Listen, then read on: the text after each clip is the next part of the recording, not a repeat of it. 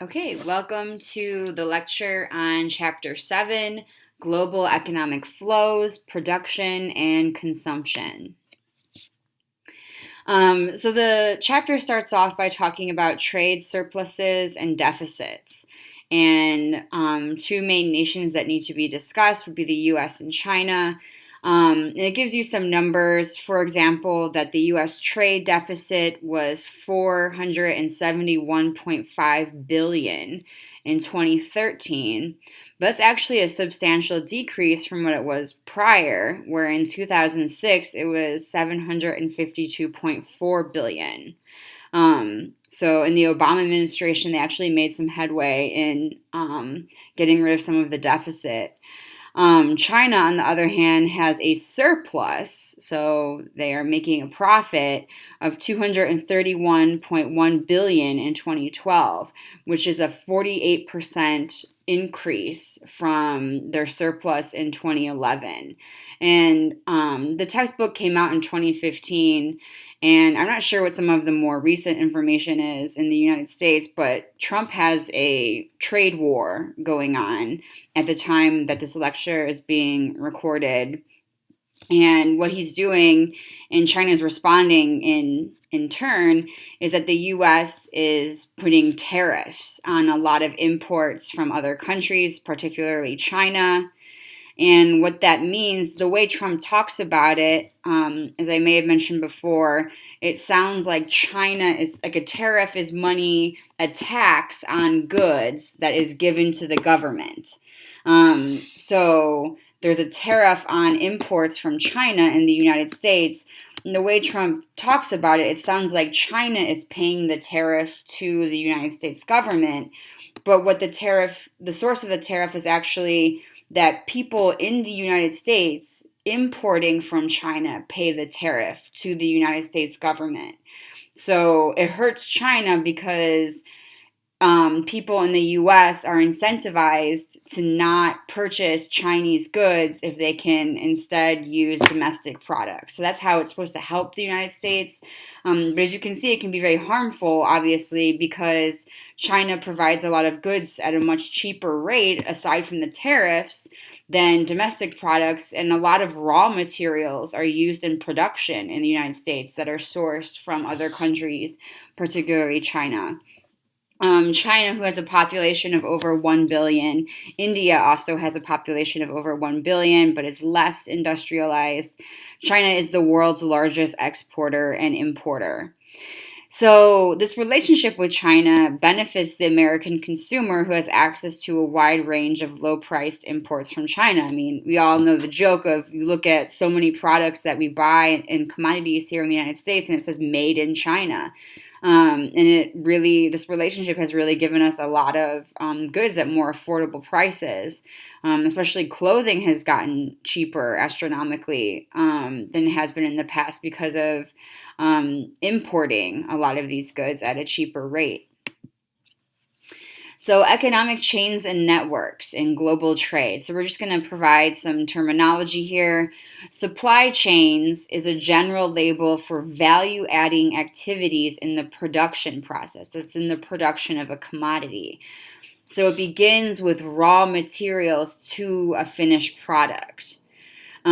International production networks involve the networks of producers involved in the process of producing a finished product. Multinational corporations are seen as playing a central role, being the flagships in these networks. Global commodity chains bring together value-adding chains and the global organization of industry. So, for example, Walmart is part of these networks and chains, but it does not actually manufacture products, but is a buyer. A global chain value is the label for all work in this area and for all such chains. So that would be the sourcing of raw materials, the production of raw materials into a product using labor and machinery, and then buyers like Walmart and distributors getting those products to consumers, whether the consumers are civilians or governments or nations. That's all part of these networks. So now we're going to provide some examples of these networks in this production process. So one example given was the example of scrap metal. And it was really interesting that about 2/3 of the steel made in the US comes from recycled steel. That's kind of nice. So scrap metal is shipped to China because workers there do the work Americans refuse and for very low wages, sometimes about $140 a month. It's interesting in the United States, like if you're in any somewhat populous city, you'll see pickup trucks circulating around that are full of scrap metal. And there's a whole sort of like underworld in most urban areas in the United States of people driving around in trucks and other vehicles, driving to dumpsters and looking for scrap metal, or going to construction sites and taking scrap metal, because there is value in that. And it is in most cities, depending on the city, often it's dominated by Hispanic people that are sort of taking over this industry. And then they bring it to locations that ship it to China, and then China makes it useful again to ship back to the United States for building materials, so on and so forth. So the textbook has an interesting quote of China's industrial might is being constructed out of the ruins of the US, out of literally like scrap metal being reused. T-shirts. There's another interesting sort of global network of the production and consumption of T-shirts. So cotton is often grown and shipped from the US, where the T-shirts are then manufactured in China or often Bangladesh. A lot of clothing that you buy from like H&M or Kohl's or Old Navy is from China, but often increasingly Bangladesh as well. The shipping to and sale of those T-shirts then in the US after they're manufactured in these countries. And then a lot of people aren't aware of this, but then when these T-shirts are disposed of in the United States, they're often shipped and sailed as used in Africa.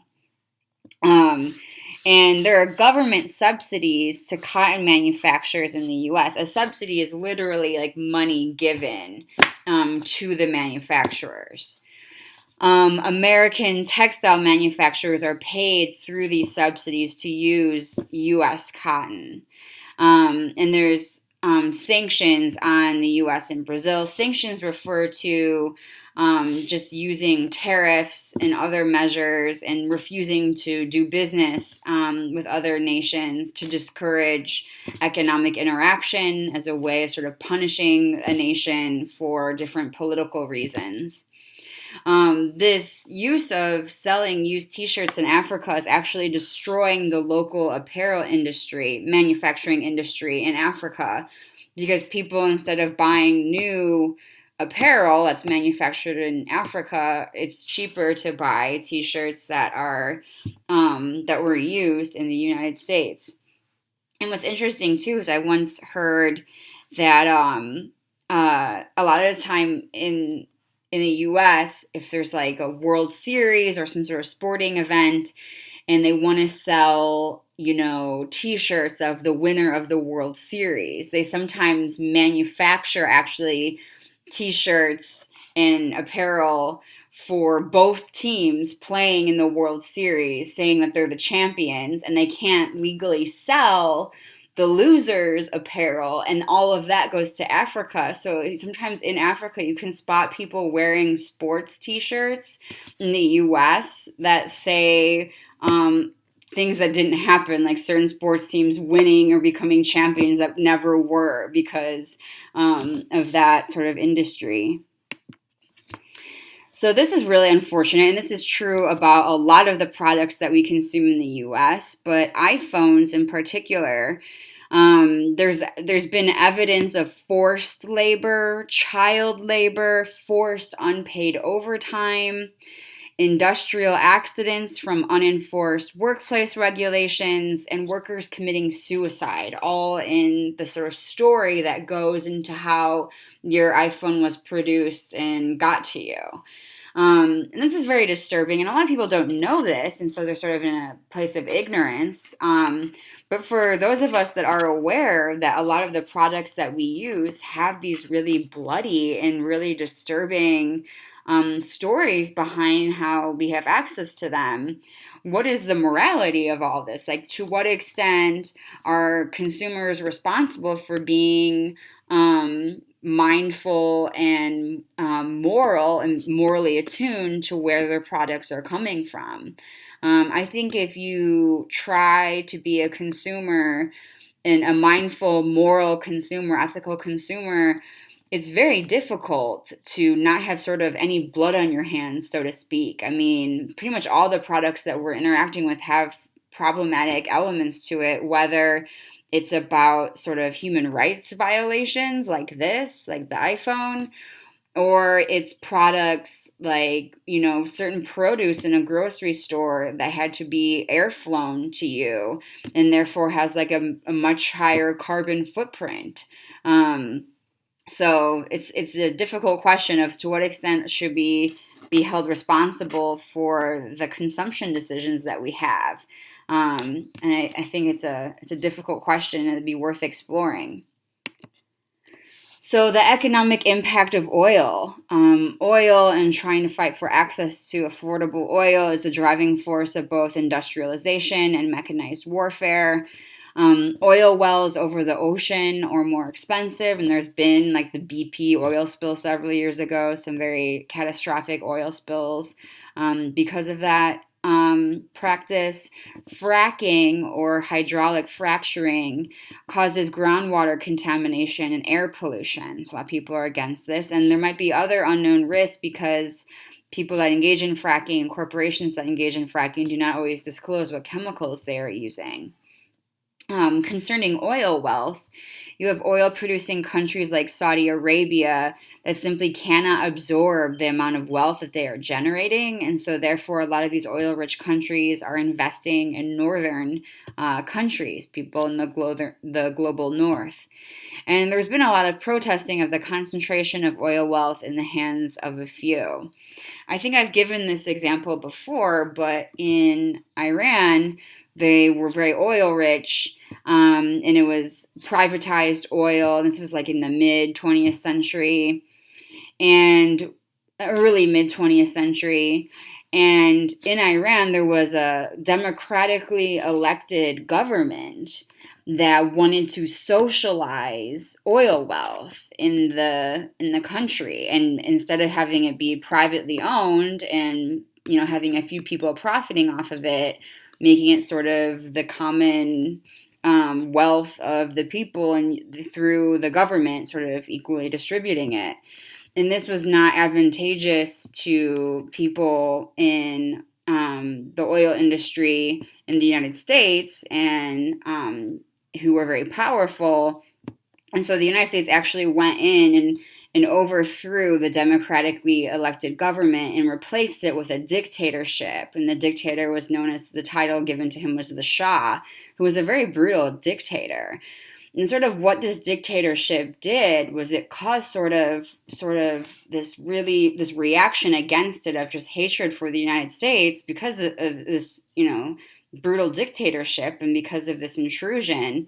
But also in reaction, there was sort of this religious fundamentalism became more popular, and that wasn't an element in Iranian culture before.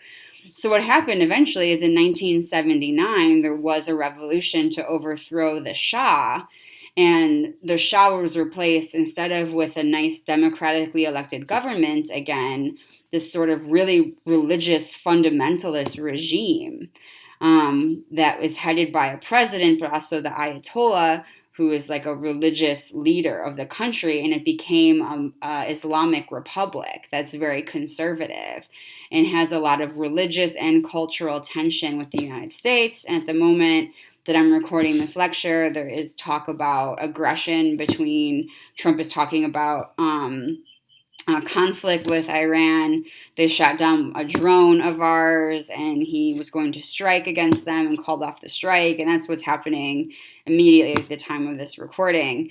But this is a conflict. Our conflicts with Iran are based on interactions that we've had with this country over socialization of oil in the country. And of course, another issue of oil and the use of fossil fuels is the problem of climate change. It's really disturbing that climate change is still a lot of people still are uncertain about whether it's real, because not only is it very real, we're observing in real time catastrophic consequences all around the world because of this reality already. And the projections of what our planet's going to be like if we don't make these changes is really disturbing. And we know climate change is caused by humans because based on sort of like more natural or not artificial things like the shifting of the poles and everything like that, like our climate should actually be cooling, but it's warming up at a very alarming rate. It's true that the planet has been warmer before, and there's been higher levels of carbon in the atmosphere, but the pace of the change and is very disturbing. We know, I think it's like the rate of change about the level of carbon in the atmosphere is 10,000 times greater than the rate of change has ever been in the last like 8 million years or 800 million years. And we know this because we can look at fossils looking back from up to like 800 million years ago. And the plant life that we can see in the fossils is the structure of it is in response to the levels of oxygen and carbon that the plant is breathing. So we know the levels of carbon that have been in the atmosphere based on any fossil that we can find. So we know the rate of change is astronomical. And how could it not be if we know that carbon warms the planet? How could it not be that it's because we are burning fossils, carbon-based fossils, into the air, releasing it into the air? And these fossils and the concentration of carbon in them took hundreds of millions of years to become fossilized. And we're releasing it all within the span of a few centuries. So there's really no debate here that climate change is real and that it's human caused and that it's connected to our burning of fossil fuels. So although it's difficult, I taught, in West Virginia, which is coal country, and a lot of my students come from families where their family members worked in the coal industry, and they're very defensive about the loss of jobs and wanting to be, the movement's called Friends of Coal, and thinking climate change isn't real, but it's very real. There's really no debate that it's real. And it is difficult that moving away from fossil fuels, some communities are going to be hurt in the short term, but the alternative, if we don't do something about this, is that the planet's not going to be inhabitable. So I think it's a difficult situation, but hopefully there'll be more movement on this issue. And it's a global issue. And it'd be interesting to write about climate change and globalization and sort of look at how this is an issue that requires a concerted effort among different institutions and governments throughout the globe, and how things are being handled or not handled at the moment would be interesting to explore. So the race to the bottom and upgrading. To compete in the global economy, less developed countries offer lower wages, poorer working conditions, longer hours, ever escalating pressure and demands, etc. And this actually benefits the North, which is guaranteed then a continuing source of low price goods and services. Like we have access to cheaper and cheaper labor and cheaper to cheaper goods as industrializing countries and developing countries race to the bottom.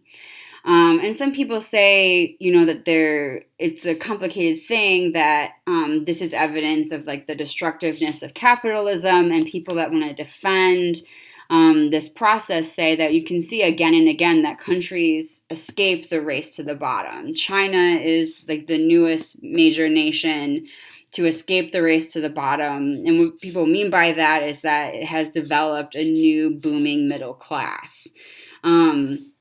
Industrial upgrading involves how nations, firms, and even workers move from low value to relatively high value activities in global production networks. And we've talked before about how developing nations look like more developed nations did in those more developed nations past. So England was the first to win the race to the bottom and sort of escape that and develop a middle class, then the US, then Japan and Hong Kong, and now China. And so many people argue all of these countries that are racing to the bottom will eventually overcome that and have a middle class, where an alternative perspective is that no, it is true that some nations are able to get out of this race to the bottom, but the whole structure of the global capitalist economy depends on some people racing to the bottom. Like the markets and everything are dependent on some sources of labor and markets racing to the bottom. Outsourcing refers to the transfer of activities once performed by an entity to a business or businesses in exchange for money. And this happens at a macro, meso, or medium and micro level. So, for example, restaurants that outsource the cooking of their food. So, like a lot of chain restaurants like Applebee's, I know for sure Applebee's, but maybe like Olive Garden, a lot of like chains like that, their food comes like pre-made from like a company that provides the food frozen to all of the locations. And then at the location, all they do is like heat up the food for you. Another example of outsourcing would be the global care chain, how families outsource the care of their children or aging parents to institutions like daycares or assisted living centers or nursing homes, or even hire migrant people from all over the world into their home to care for their children or other people in their household if they are wealthier. Offshore outsourcing, some examples of that would be how a lot of companies like Comcast, Verizon, like your internet provider, maybe when you have a problem and you call a customer service line, the person that you talk to has a sort of accent, and that's because the people that work the call center are living in India. India is a very popular location for a lot of United States companies to staff at a lower wage than they would U.S. citizens, people from India, to supply labor for call centers. So that happens a lot when you make calls for like customer service lines and stuff like that for whatever. I think I've experienced that with like my internet provider. And many people are critical of this because it results in job loss in the country. Like all of those call center jobs could have provided reasonable paying jobs for people in the United States. So a lot of people are concerned about outsourcing and job loss domestically.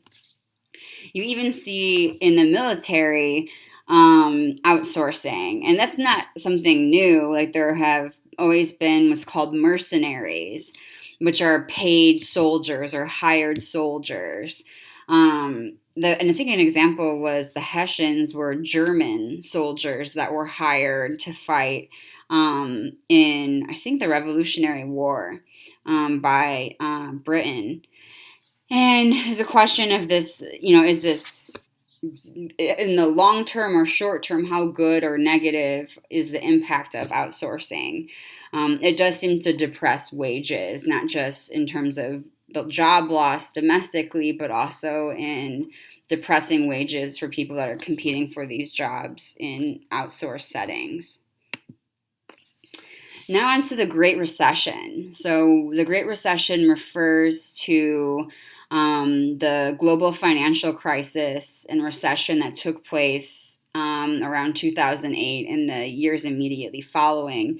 And it was considered the worst global economic crisis since the Great Depression. And the Great Depression, of course, took place in the 1930s, early 1930s.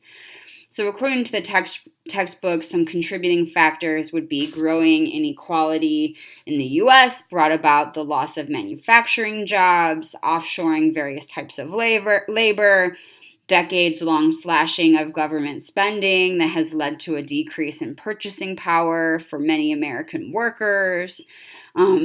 So the government being deprived of funds and workers' wages becoming stagnant has sort of led to a buildup of a crisis and growing inequality in the United States. I've mentioned before, if you think about it, in the 1950s, one man working as a janitor in an elementary school could afford to support a family of four and have like a car and a house. Our wages have stagnated so much, and the cost of living has gone up so much that what we've done in the United States to cope with this since like the 1970s is women have been sent to work, not out of necessarily this feminist movement, but also out of necessity because most homes cannot afford to live off of the wages of one working adult. Also, statistically, anytime people try to measure how many hours the average American is working, we have been working longer and longer hours to compensate for our depressing wages and stagnating wages. And then finally, a third coping mechanism is going into debt. The amount of debt that the average American is in, the average Americans go in, has been increasing and increasing to deal with this loss of purchasing power.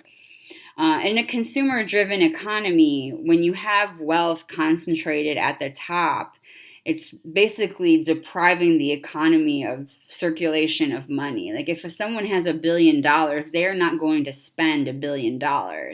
If you take that $1 billion and spend it and distribute it across thousands, millions of households, they will spend all that money, and then it drives the economy. Then it's in healthy circulation in the economy.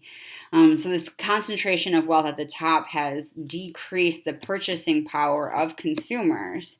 So when you depress wages of workers, you depress the purchasing power of consumers because workers are the primary consumers in a given economy, and that hurts the economy.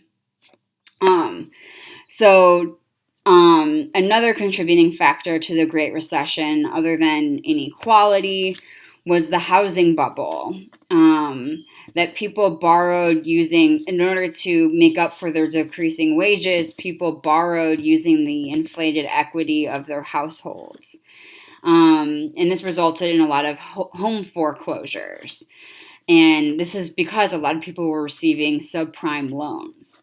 So when you buy a house, like very few people have the money where they could spend hundreds of thousands of dollars and just pay for a house. So you get a mortgage. A mortgage is a loan that you use to buy a house that you get through a bank or lending facility.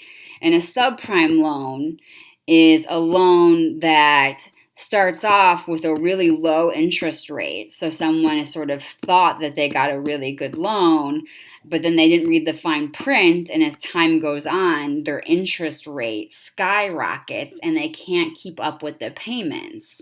And if you default on a mortgage, then your home is foreclosed and the bank seizes your home.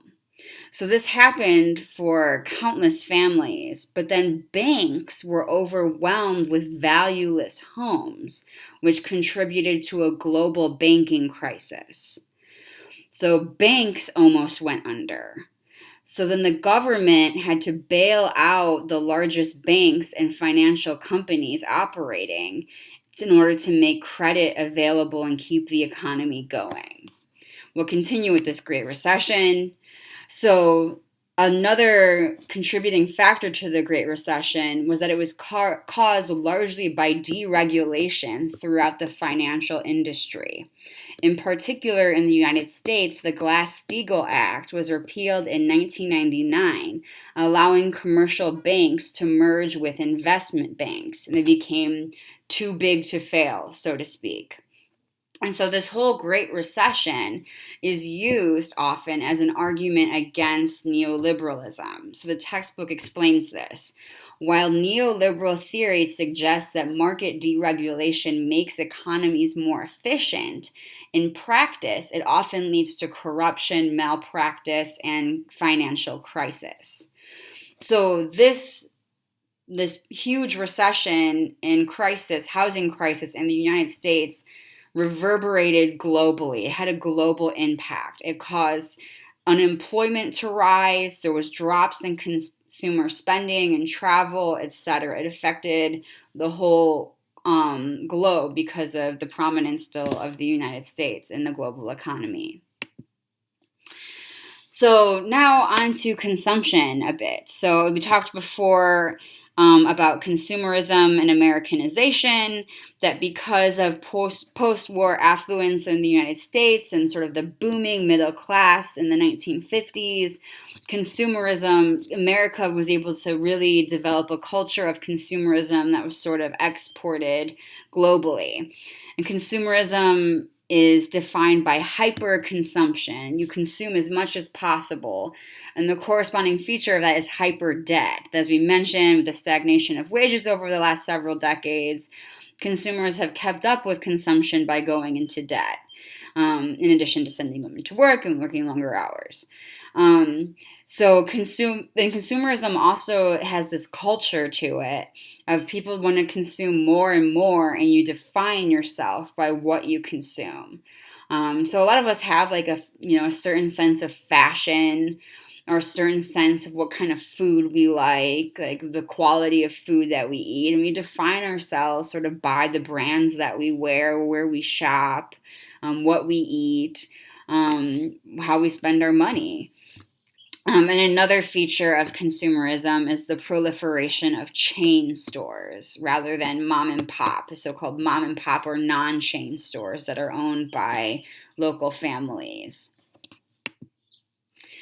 So the review questions for this chapter, and you're going to be left to your own devices to try to devise answers to these questions, include explain the processes of the race to the bottom and upgrading. What are two perspectives on the relationship between these processes? So those two perspectives would be specifically, what is a perspective that is critical of capitalism because of the race to the bottom and upgrading, and what is a perspective that uses the history of other countries racing to the bottom and upgrading to defend how benign global capitalism is. Briefly explain what factors led to the global economic crisis. Should be a lot of creativity in summing up some of the main features that are discussed in the textbook and this lecture. And how do economists use this crisis as an example of the limitations of neoliberalism?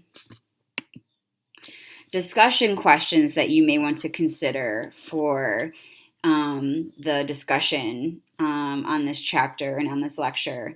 Beyond trade, what other types of global economic flows contribute to globalization, and what barriers might exist to deter or prevent these?